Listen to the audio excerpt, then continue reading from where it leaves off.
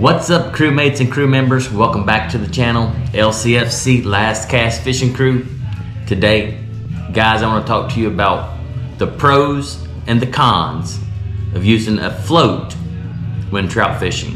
I've been trout fishing for approximately 40 years of my life. I'm 52, probably started when I was about 10, 11 years old. Never really used to float that much that I can remember when I was younger.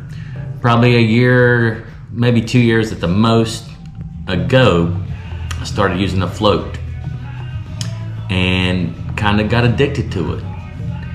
And I'm curious how many of you guys out there use a float when trout fishing or try to use a float at certain times. But I made a list, I've got it in front of me, and I'm gonna go through what I think are the pros and the cons of using a float when trout fishing. If you're not using a float, I want you guys to try it. Let me know how it goes. I'm pretty sure you're going to be pleasantly surprised and impressed of how effective the float can be when trout fishing.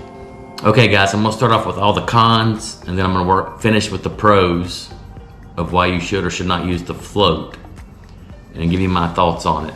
I'm going to finish with the pros because I want you to have positive thoughts when this video is over, so you'll go try it. The cons of using a float when trout fishing. One of the big cons that I have realized is you very seldom feel the bite. You're not feeling that fish tap it. You're not feeling it. You're watching that float. When that float stops and goes under, you're setting that hook. So that's a big drawback. You're out of 100 trout strikes, you might feel 5 to 10 at the most. That's a big con. Another con is you're gonna have to go buy yourself, if you don't have one already, at least a 7-foot rod. You need that long rod when using that float, setting the hook. Because a lot of times that line's gonna be floating down the stream, and you're gonna have to have a quick reaction because you're watching that float. And when that float goes under, obviously you gotta set it quick. And you might miss it. You know, the water could be flowing, or it could be dark or shady or whatever, but you need to have a long rod. It's going to definitely help when you're setting the hook using the float trout fishing. Number 3 is kind of what I just mentioned. It can be tricky because the most important thing is you got to keep your eye on that float. If the sun's hitting the water and your eye's at a tough location, it's hard to see that float. If it's too cloudy or you're out early or out late, it's hard to see your float. You might not be able to use it. If the water's choppy and flowing or got a little bit of ripple to it, you're only going to see it every now and then. So you have to pay extra attention. That is one of the cons.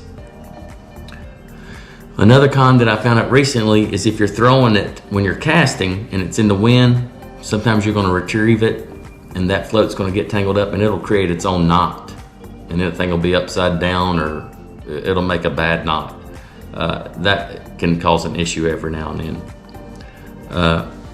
A big con that I found out recently, or throughout the past year or two of me using the float, is if you set the hook and you miss the fish and your line goes flying over your shoulder into the bushes or the briars, there's a good chance, or even if it don't go in the bushes or briars, it's going to be a bad mess. A lot of time, or even around the end of your rod, that float, you got to keep that line tight. That can cause you some problems. I've had to cut and break more than one over the past year or two of just knots that have happened on missing the fish. Let's see here, number 6.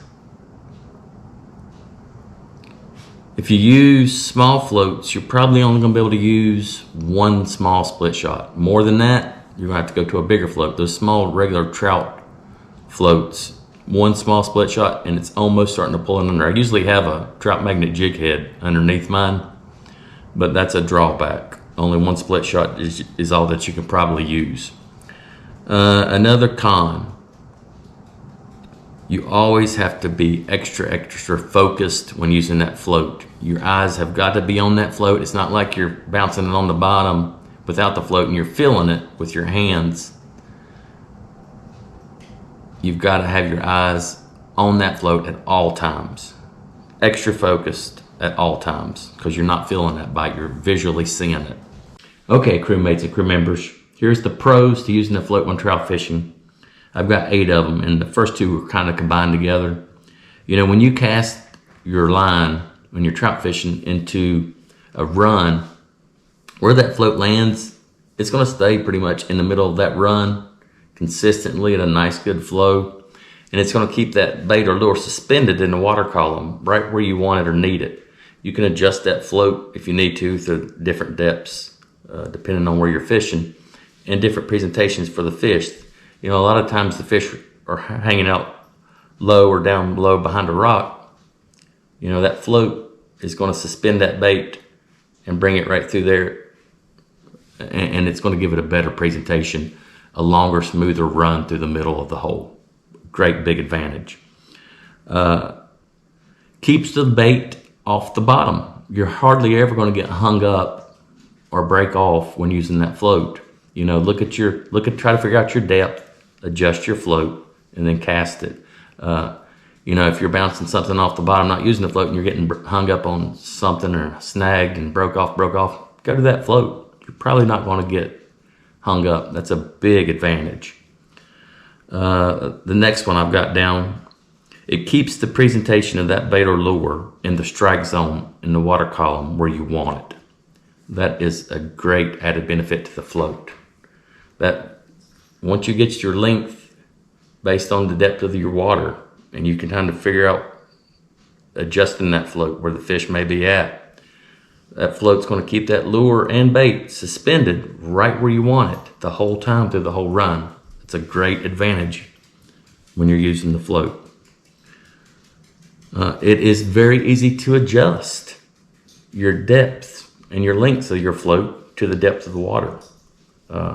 If I'm fishing somewhere new, I may not necessarily know how deep it is.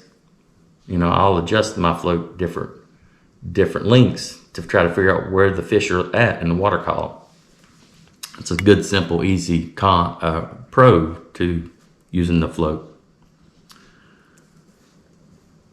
And a lot of times I've realized that float will actually get their attention, kind of wake them up, and they'll be like, hey, there's a float. What is that? And then they see that lure or bait coming, and they're going to hit that.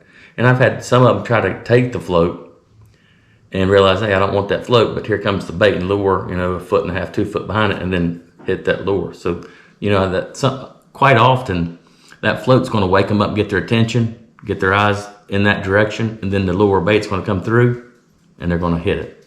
That's another good pro. Let's see here. Number 7. It keeps you out of the spook zone. And what I mean by that is you don't have to get too close to the fish that are in a certain area when you're using that float. You can toss it up in the top of the run, open that bail up, and that float's going to just take it as long as you want it to go, as long as you've got your rod out far enough from the bank where you got any branches or limbs or bushes or debris that might affect it. But you can open your bail up and fish a very long run, and those fish are never going to see you. That's a very good advantage for the fishermen because trout are so observant and nervous type of fish. The last one I've got wrote down is that you can control the speed through the zone. You've got control of that bait and lure. It helps you with the suspension. You can just feed it nice and slow, or slow it down, or just let it go on its own. And if you think there's fish in a certain area, you can stop it. Sometimes I'll jig it just a little bit and then I'll let it go floating more. But that's my pros, and there's my cons. Let me know what you think. Hit that like button, send me some comments, and subscribe. If you're not using the trout float, try it. Let me know what your thoughts are. Do you like it? The reasons why you like it or you don't like it. Everybody go fish. LCFC, Last Cast Fishing Crew, we're out.